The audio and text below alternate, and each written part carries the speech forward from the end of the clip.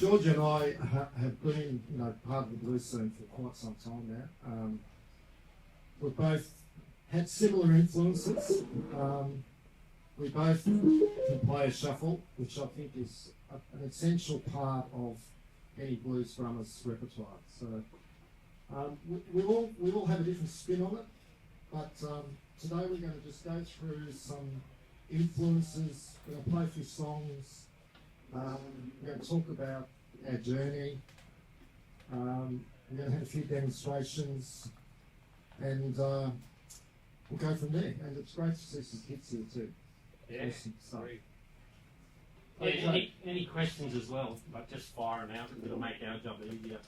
Yeah, we will. We'll try and do the questions at the very end if that's, Okay. No worries. So the first thing I'm going to ask George is, how did you discover the blues? Okay. So I brought something along, and this is a true story. So Rosscoe is actually my first influence as a blues drummer. So, and he asked me to come along today, so it was, very close to my heart. So, and like this friend of mine who was right into blues, he played this for me, and I couldn't believe it because I'd never heard anything like it. So, and that was my introduction to getting into blues. So, if we can. Yeah. Thanks. So what were you into before, George? Sorry? What were you into before? So I was a bit of a metal troll. I had really long hair and I used to wear a leather jacket and I used to go and see a lot of heavy metal gigs. And but things changed. So anyway, and I'll just one more thing. I was lucky enough in the early 90s to fill in for Rosscoe, which was a massive thing. So I got to play with the 4-day riders really early. And that was a big deal. What was I? I don't know. On holidays, On another gig. Yeah. Anyway, so this album is very special to me. So Look, I have to say that album's pretty special to me too.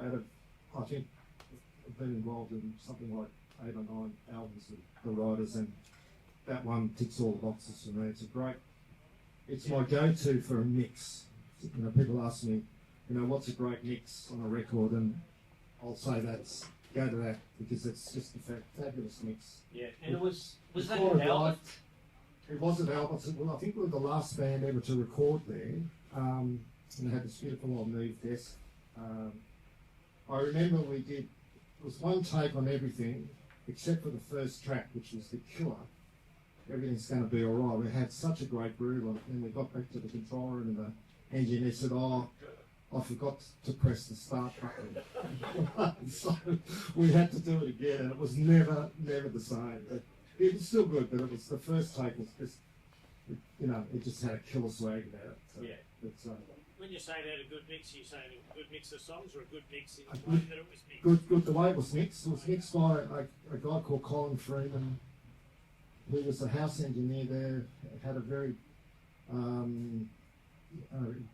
very illustrious career. Worked with Fleetwood Mac and I think the Blues Breakers as well. So he was a real pedigree, and you can tell by the quality of the mix, how good it was. So it really did make us sound pretty good.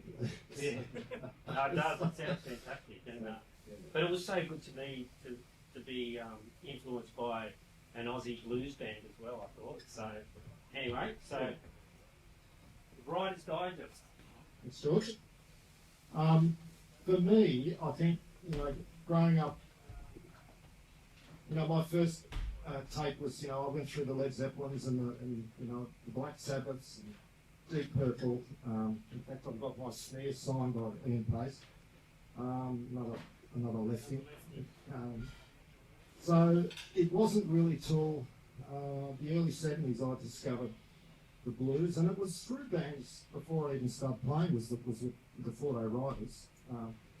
We used to play at French's, and used to go down on a Thursday night, and later on I actually started playing with another band, which was the Celie Bunter band. That was in my early days. I was only 17, I think, at the time. And I was just totally thrown into the gauntlet. We're on the road, all year, basically. So we do 6-week tours and come home and then do 6 weeks tours again. It was those were the days in the 70s. So. Can I interject? Yeah.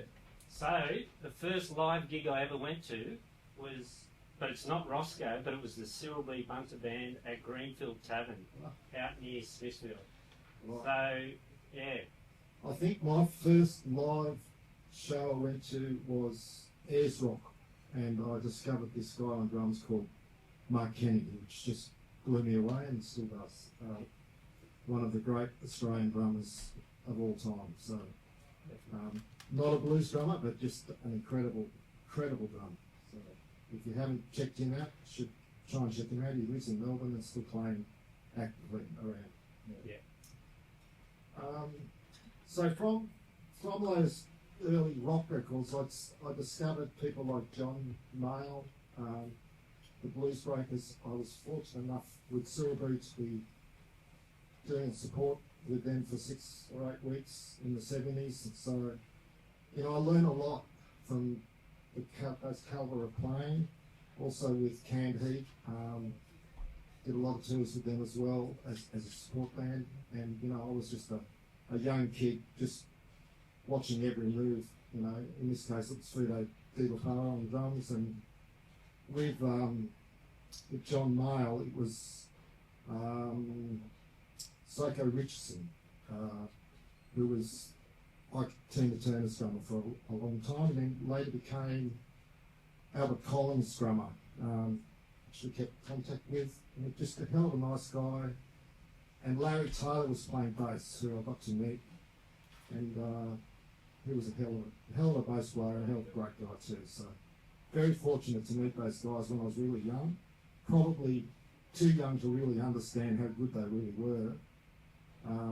Till later on, and the penny dropped, and then you kind of wish you'd had more talks to them.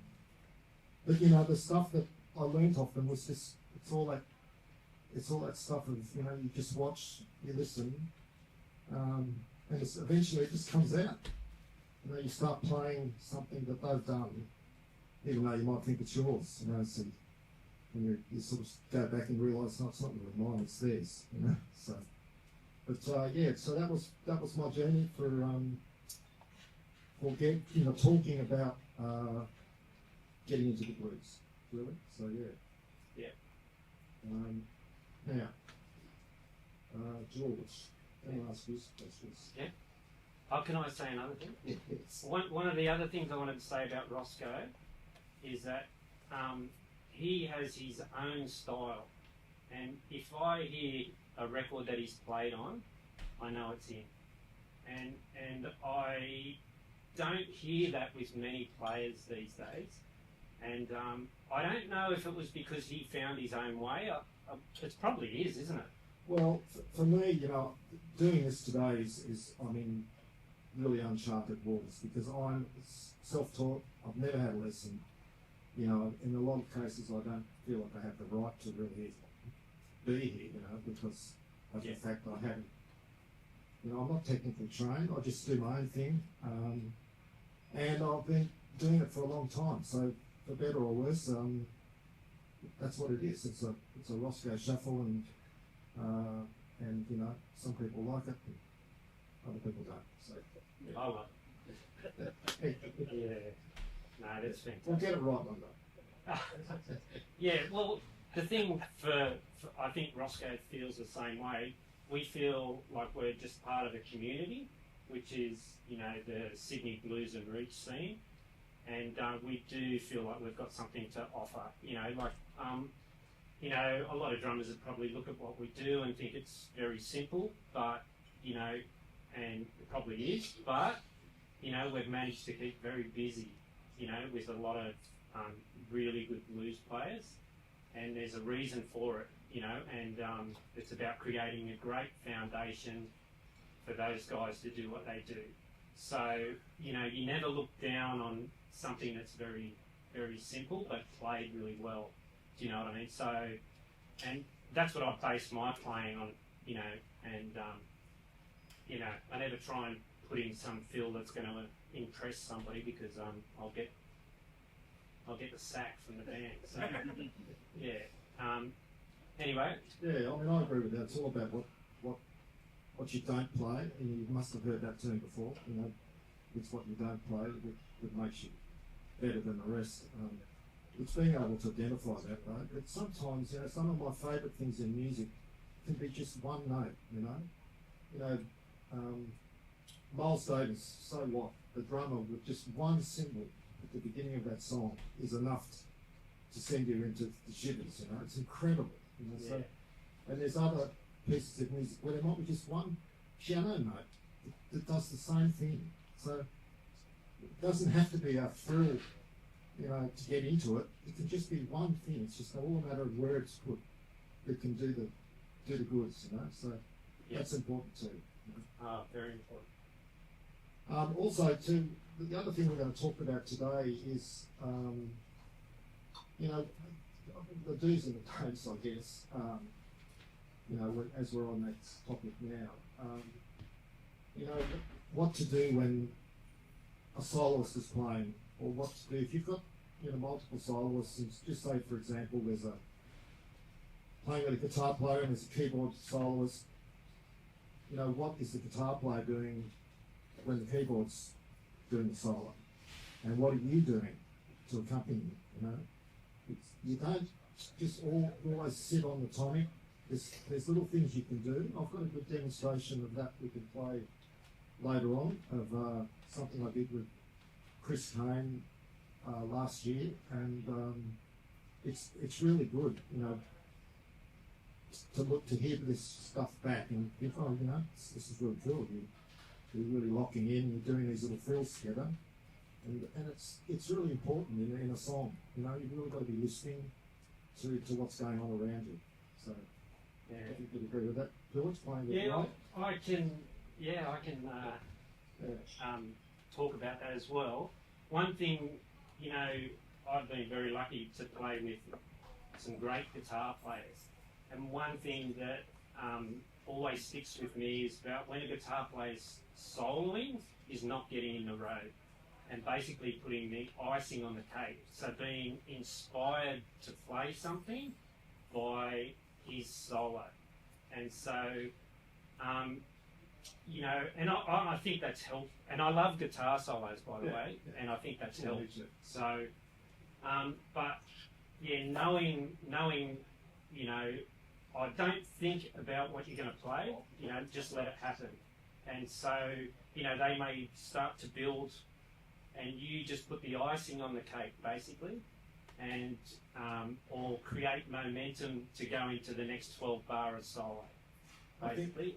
I think also too, once you've been playing with a particular artist for a long time, you tend to know where they're going, and you can then sort of preempt what's going to happen. So which can all add to the whole excitement of their solo as well.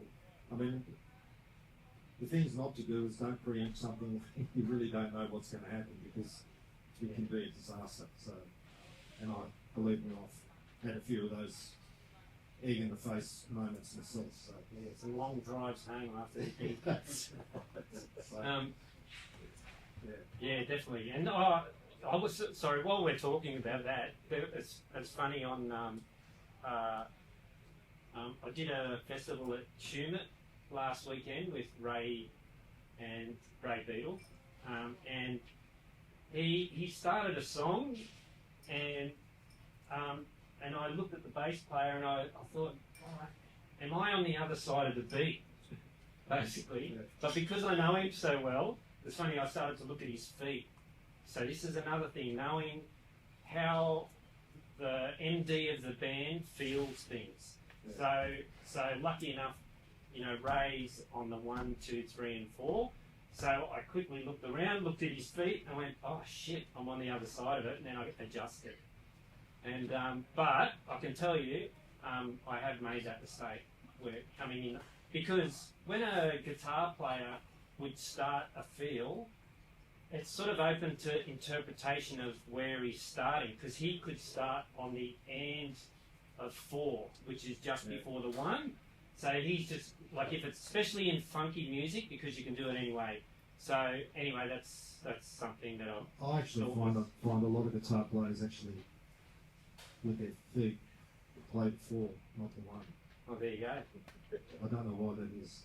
Yes, sometimes you look at them and you go, I don't even know where they're feeling. Yeah. But they can't count. Yeah. Yeah, exactly. They just feel comfortable where that is. It's funny, isn't it? But that's, yeah. I remember seeing John Cleary many years ago, and Hamish Stewart was playing drums. Who's another one of my absolute favourite Aussie drummers. And he had a tiny little cheat sheet that he was using. So there's this grand piano, and all you can see is John Cleary's head. Nothing else. Well, except from where Hamish was positioned, he could see his feet. And he was watching all the cues by John Cleary's feet. It was poetry in motion, watching what was going down. You know, only the people in the know really knew what was going on, but I could see it. It was magnificent, you know.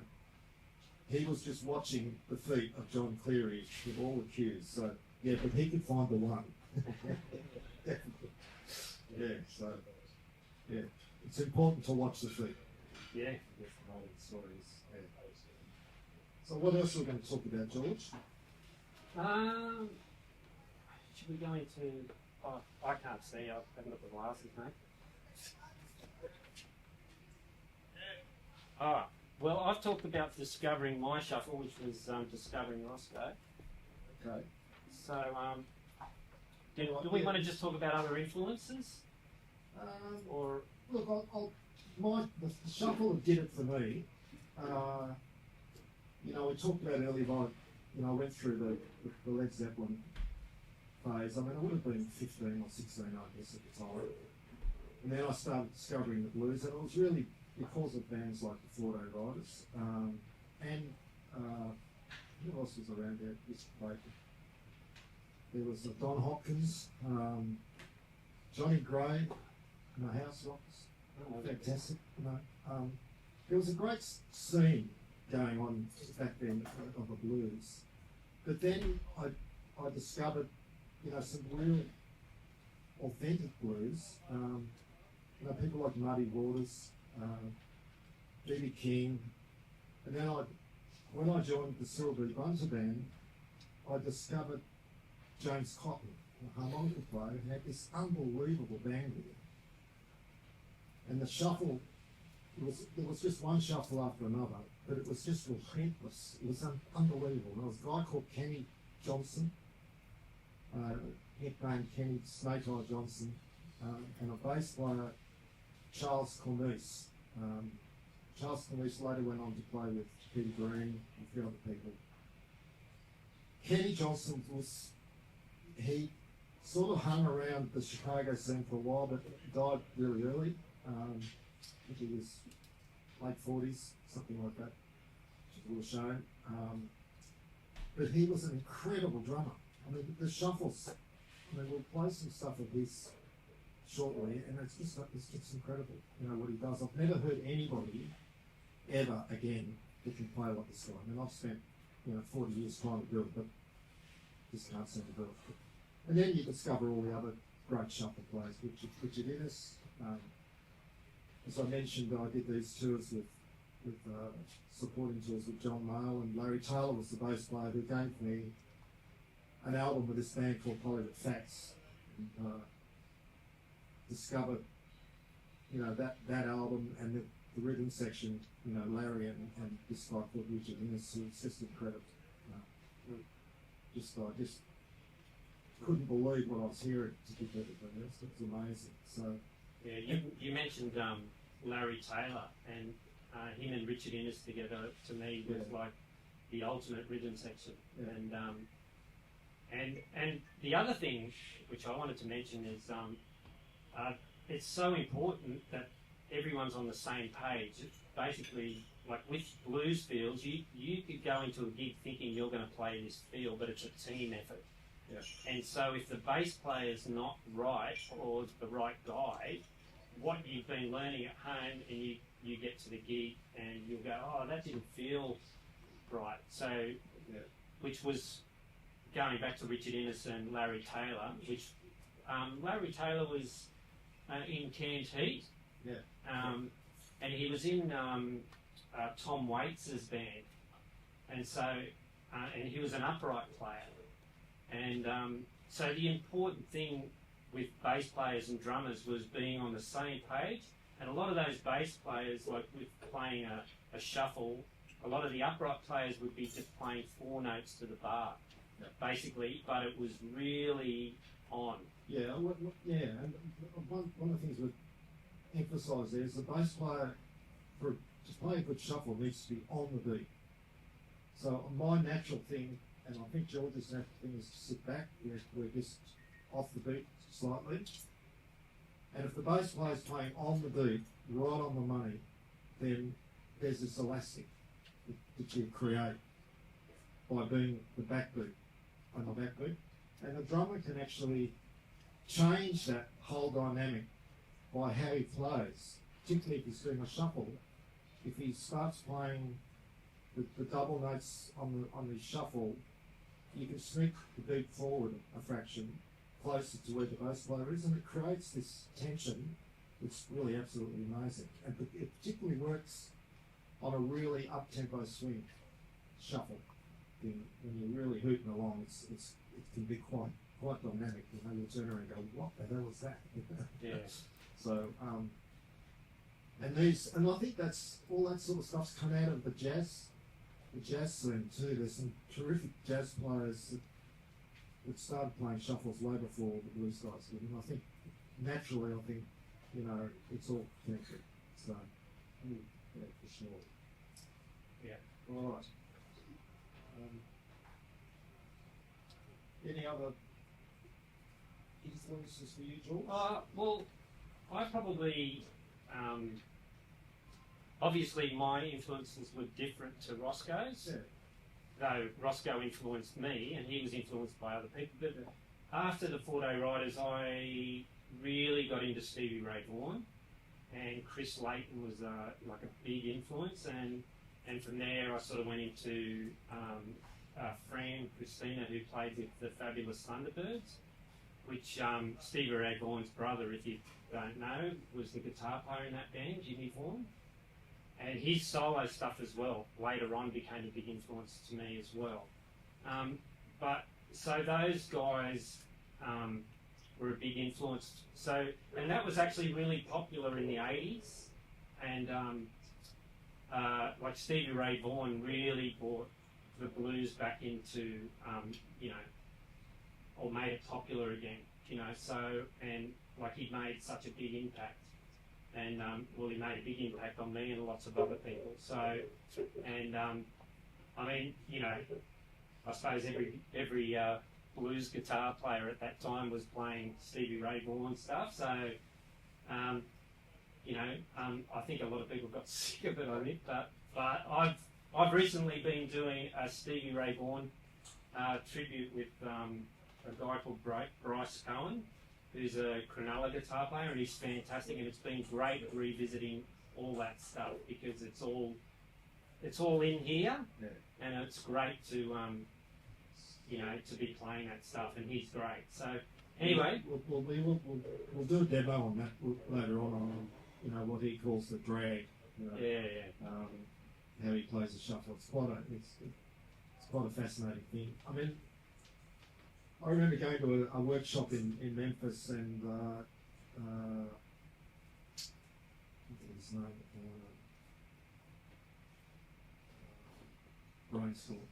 Anyway, it was Robert Cray's drummer, and he was talking about a Texas shuffle, you know, and he was trying to define a Texas shuffle, and I, you know, a lot of people over the years have said, "No, I'm going to play me a Texas shuffle," you know. I'm thinking, well, you know, for me, play me some Texas guitar and I'll play you a Texas shuffle. You know, like, to me, the two are intertwined. I don't think if you just play a Texas shuffle, to me, it could be so close to being a Chicago shuffle. I know people talk about there being a difference, but to me, it's what's wrapped around it that makes it a Texas shuffle. You know, right or wrong. But he found that pretty interesting. That I questioned his his take on Tony Broadmoor, his name is. Yeah, and it was interesting. I had quite a bit of support from the people in the crowd about my view on the Texas shuffle and how it's played. So yeah, it was interesting. So. He's a great drummer. That guy. He's very slick and he's got everything. Yeah, absolutely. And he'd actually written a book called "You Don't Own the Shuffle," and I had to question that as well. You know? Have you tried telling that to Bernard Purdy? You know, I mean, wow, that's a pretty bold statement. But he was talking about what he was trying to realise. You know, you don't own that rudiment of the shuffle. It belongs to a lot of people and basically everybody. So I think that's what he was trying to say. But it's, just on the face of it, I thought, you know, you don't own the shuffle. Well, I think some people do. Sure. Well, I'll just say it's funny, like NDs or guitar players who are running the band or whatever, they'll turn around to you and say, "Oh, it's just a shuffle, man," and you'll go, "No, it's not, man." Yeah, well, as we'll demonstrate later on, but there's lots of different shuffles. There's lots of different takes on it. George and I had a different take on it. Obviously, you know, we hear something that we find pleasant to the ear and we think, oh, I want to play shuffle like that. And we could probably spend a lifetime trying to do it and never get there, you know. It goes in and it comes out differently. You know, it goes through our refining process. And what we do is we play slightly different to what probably goes in. But sometimes when it comes out, it's still refreshing and it's nice. And other times it's not, you know. So. Yeah. Well, it's funny that when we got together during the week, I actually wrote some sort of cheat sheets for it so everybody can take something away. And it was amazing. I thought I knew what Rosscoe played. And then when he sat in front of me and played it, and I was just like, wow, that's completely different to what I thought he did. So basically the reason I'm telling you that is because, you know, Rosscoe would have listened to something that influenced him and me as well, and we both do something completely different. And it doesn't mean it's right or wrong. And it's that's what makes us all individuals, and it's a fantastic thing. Because you know, it's amazing that, like, one drummer can get on a drum kit and it'll sound a certain way. The next guy gets up and it sounds completely different. You go, that's so weird, you know. But anyway, yeah, it's very true. It's we all have a different spin on it. So, you know, don't be afraid to try something. Or, you know, when you get to the other side and you think, oh, I'm not sure if that's working. You know, just keep working at it. You know, there's you'll get there eventually. I mean, for me, this hand, this wrist is the weapon for me. You know, that's controls everything. That does all that double stuff. You know, for right-handers is this one, but you know, that's the shuffle. You know, it's not trying to hit it with your shoulder or trying to hit it with your whole body. It's just, you know, relaxed and you know, yeah, just get on the groove. You know, stay there. yeah. All right.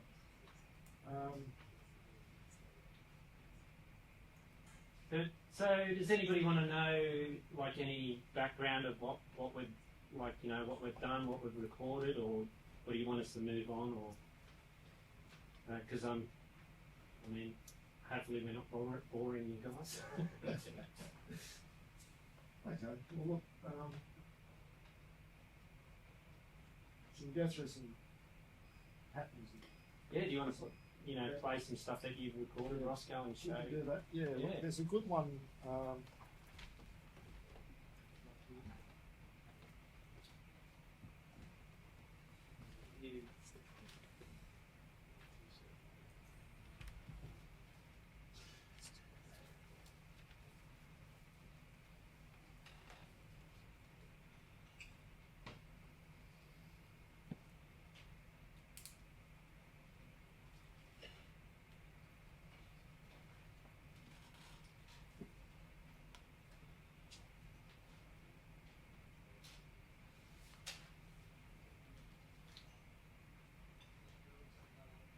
they're all my notes that I haven't read anything.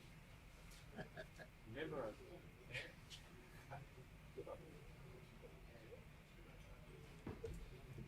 Okay, so this is a recording I did with Chris Payne earlier in the year, and I just want you to have a listen. It's very drum heavy, but I want you to listen to what's going on in the solos of both piano and guitar.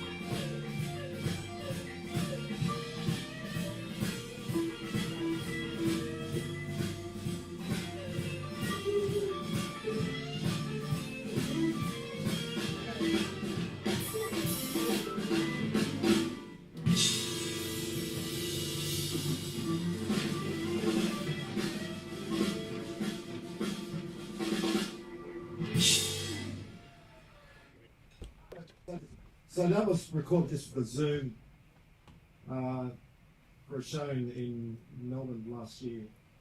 But some of the things I want you just to reflect on there is I'm big on sort of coming down in the vocal verses. I do that with most bands I play with. You don't need to be so monotone on the way you play. I mean, you can see how there might be a slight couple of little frills that go into a solo, and then you start building, and just, you know, you listen to what's going on, and then you bring it down again. So for the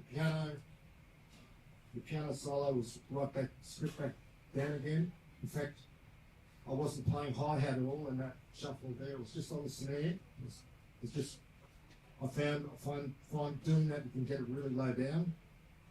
And then you build up again. But what was interesting, I mean, Chris was so much fun to play with when he's not soloing.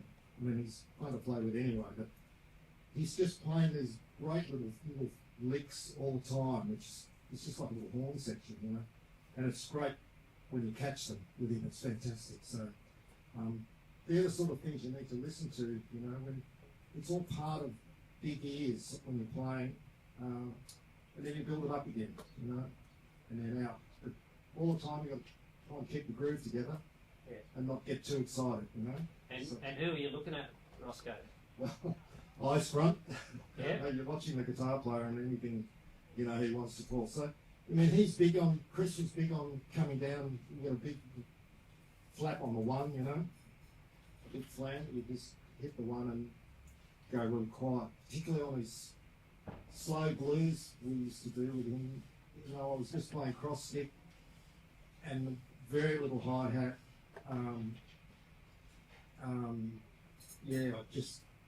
But that was something he was really, really big on. But for the shuffle, you know, yeah, just remember to try and play back in the verses. Yeah. So you're gonna, do you want to show us what you were doing there?